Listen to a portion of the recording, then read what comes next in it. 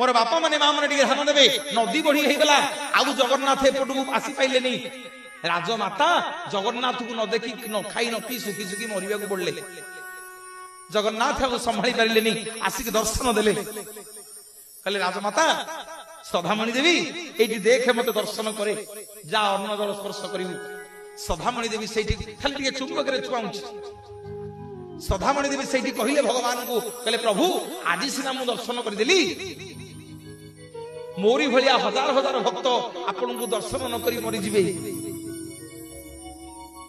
सेठी जगन्नाथ बतई देले कहले सदा